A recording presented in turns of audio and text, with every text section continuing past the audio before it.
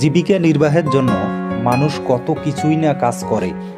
তার মধ্যে একটি অন্যতম কাজ হলো মাঝিগিরি করা। যারা নৌকা পারাপার করে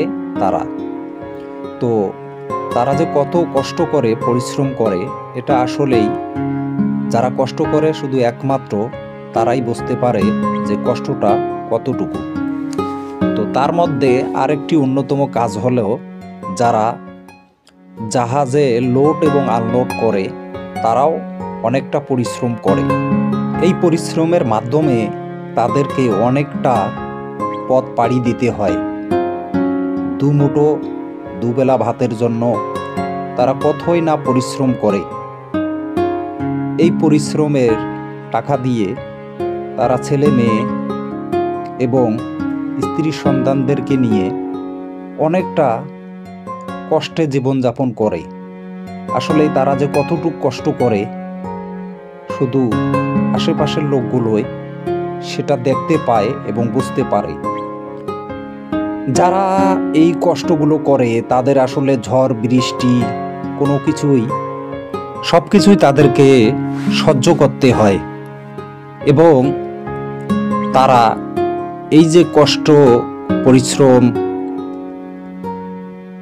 ঘামের পয়সা, সেটা দিয়ে তাদেরকে অনেক সময় তাদের ফ্যামিলি চালাতে হয়। তো এই পৃথিবীতে কত না রকম মানুষ আছে। আসলে আল্লাহ পাকের বড় নীলা খেলা, আল্লাহ পাকেই ভালো জানেন কার ভাগ্যে কি লিখে রেখেছেন। মহান আল্লাহ তাআলা কাকে যে কিভাবে কখন যে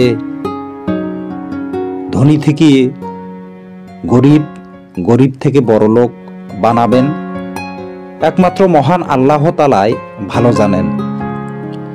তো আসলেই নদী পাড়ের মানুষ যারা মূলত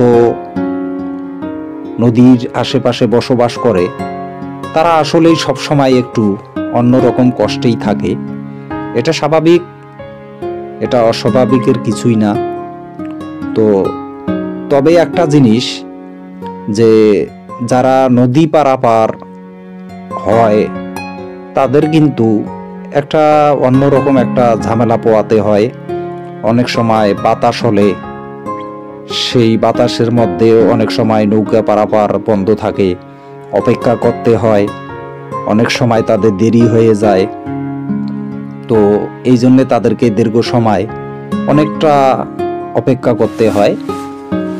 তো নদী পাড়ের এই যে নৌকা যেগুলো দেখতেছেন আপনারা, এই নৌকা কিন্তু সবগুলোই কিন্তু এখানে পারাপারের জন্য অপেক্ষা করতেছে অনেকেই। এখন কিন্তু নদীর সাইড দিয়ে বিভিন্ন জায়গায় কিন্তু একটা মানুষ চলাচলের একটা ব্যবস্থা, রাস্তা করতেছে সরকার। তো আসলেই এটাও কিন্তু একটা ভালো দিক, কারণ নদীর আশেপাশে অনেক সময় বিকেলবেলা লোকজন ঘুরতে আসে, তখন যদি রাস্তা না থাকে তখন কিন্তু হাঁটা চলাফেরা করাটা একটা মুশকিল। তো বন্ধুরা, ভিডিওটা যথেষ্ট পরিমাণ ক্যামেরায় ধারণ করার চেষ্টা করছি। সবাই লাইক, ফলো দিয়ে পাশে থাকবেন।